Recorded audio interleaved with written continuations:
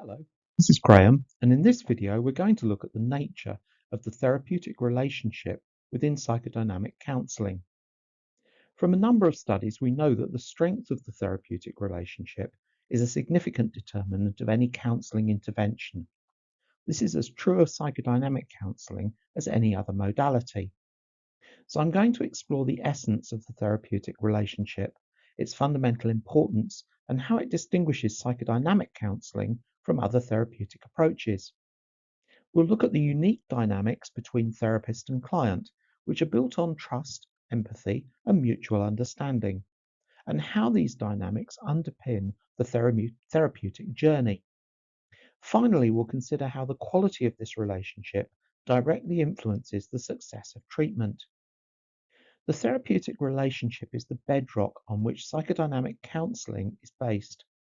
Unlike other therapeutic modalities that place greater emphasis on specific techniques or interventions, psychodynamic counseling prioritizes the dynamics between therapist and client. It's not just about what the therapist does, it's about who the therapist is for the client. Research consistently underscores the substantial impact of the therapeutic relationship on treatment outcomes. It shapes a client's readiness to open up, their engagement in the therapeutic process, and their ability to access and work through deep-seated issues. A strong therapeutic relationship fosters trust and safety, and empowers the client to confront their vulnerabilities and engage on the often challenging journey of self-discovery and healing. The therapeutic relationship is marked by qualities such as empathy, active listening, unconditional positive regard, and a genuine desire to understand the client's experience. These qualities create a secure haven for the client, wherein they can explore their thoughts, feelings, and past experiences. This in turn leads to increased self-awareness, insight into behavioral patterns, and a deeper understanding of the self. So the therapeutic relationship is not just a professional connection, it's a deeply personal and transformative partnership. Mechanisms by which this rapport is achieved were recognized by Freud. He applied two terms to describe an aspect of this: transference and countertransference. Let's explore what these terms mean, their practical implications, and how they profoundly influence the therapeutic relationship. Transference is a phenomenon where a client unconsciously projects emotions, expectations, and relational patterns from their past onto the therapist. It's as if the therapist becomes a canvas on which the client paints their unresolved feelings, often stemming from early significant relationships, such as those with parents or caregivers. For example, imagine a client who had a critical parent during childhood. In therapy, this client may unconsciously perceive their therapist as a critical figure. As a result, they may experience feelings of anger, resistance, or hypersensitivity towards the therapist, mirroring the dynamics of their past. This projection can significantly impact the therapeutic relationship. Countertransference, on the other hand, refers to the therapist's emotional reactions and responses to the client's transference. In simpler terms, it's the therapist's counter-reaction to the client's projections. This can result in feelings, thoughts, or behaviors that the therapist experiences in response to the client's transference. So, for instance, if a therapist starts to feel overwhelmed by a client's need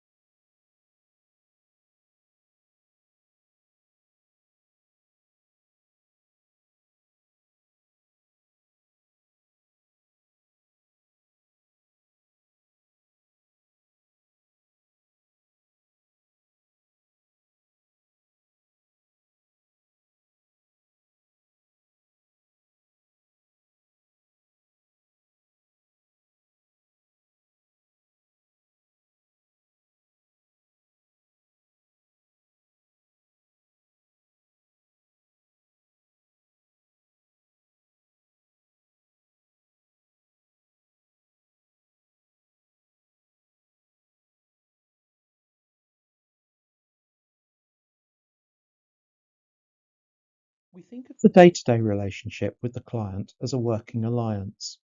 It's the ground on top of which the therapist is exploring transference and countertransference. The working alliance encapsulates the trust, collaboration, and mutual understanding between therapist and client. When the working alliance is strong, then the therapist is able to concentrate on the subtle exchange that is the transference and countertransference. It's not something that's established rationally, but which develops as the personal aspects of the therapeutic journey progress. A positive working relationship hinges on three essential components: trust, empathy, and collaboration. Trust is the client's belief in the therapist's competence and good intentions. Clients must feel that they are in capable, caring hands. Empathy represents the therapist's ability to understand and resonate with the client's emotional experiences. This is the same unconscious communication that Carl Rogers also recognized later. Collaboration involves mutual agreement around the expectations of therapy. It's a partnership where the client actively participates in describing their ideas of the therapeutic journey and the results it will produce. Meanwhile, the therapist provides guidance and together they work towards healing and growth. So, how does the psychodynamic therapist achieve trust, empathy, and collaboration? Fundamental to building trust, active listening ensures that the client's voice is heard. Validation communicates understanding and respect for the client's experiences, and empathy goes a step further by sharing in the client's emotions, connecting on a deeply personal level. Instead of dictating therapy goals, therapists should involve the client in defining their ambitions for the sessions together. This collaborative approach and agreement on expectations ensures that therapy aligns with the client's values and desires, which makes it more engaging and effective. The client is unlikely to use the term goal, and nor should the therapist. Therapists must maintain professional boundaries, while at the same time fostering a warm and authentic connection. This balance ensures that the therapeutic relationship remains safe, ethical, and respectful, while still providing a supportive and genuine atmosphere for the client. I think it's important to emphasize that the working alliance is the cornerstone of therapeutic success. Psychodynamic counseling has a mixed public image. Some of its early practitioners, in the name of boundaries, maintained a rather remote persona, making it hard to create the kind of relationship that's required for it to be effective. It's not just a professional connection, it's a profound personal relationship that fuels the journey of self-discovery and healing. Trust, empathy, and collaboration are its pillars, and they're nurtured through active listening, collaborative goal setting, and the maintenance of professional boundaries with warmth. The final facet of psychodynamic therapy that we're going to look at here is the concept of resistance. Resistance is commonly encountered and represents the client's reluctance to explore difficult emotions, thoughts, or insights. It's like a protective barrier that clients erect to shield themselves from the discomfort, fear, or pain associated with addressing deep-seated issues. Resistance takes various forms. In conscious resistance, clients are aware of their avoidance. They might consciously sidestep discussing traumatic events, challenging emotions, or uncomfortable insights due to fear or discomfort. Unconscious resistance occurs when clients are not fully aware of what they're doing. They might find themselves inexplicably avoiding certain topics or expressing resistance without understanding why. Transference-based resistance arises when clients transfer their unresolved feelings onto the therapist to hinder progress. For example, if a client had an untrustworthy parent, they might project those feelings onto the therapist, making it difficult to trust and open up. To deal with resistance, therapists use several strategies. Therapists can recognize and acknowledge resistance without judgment and explore its roots with sensitivity. It's crucial for clients to feel secure when they are discussing their fears, concerns, and resistance. Therapists therefore aim to create a safe environment where clients can openly express their hesitations and barriers without fear of criticism. The therapist plays a pivotal role in guiding clients through their resistance, helping them gain insight into its origins and effects. By acknowledging and addressing resistance, therapists facilitate client growth and self-awareness. In essence, resistance is not an obstacle to therapy. It's a signpost pointing to areas that require attention and healing. It often signifies that the client is nearing deeper, more transformative insights. By working through resistance, clients can uncover and process unresolved emotions, ultimately leading to personal growth and greater emotional well-being. In this short video, we focused on three critical components: transference and countertransference, building the working alliance, and recognizing and addressing resistance. We've examined how clients project past emotions and relationships onto the therapist, while therapists in turn experience countertransference. These dynamics can be harnessed to gain deeper insights into the client's inner world.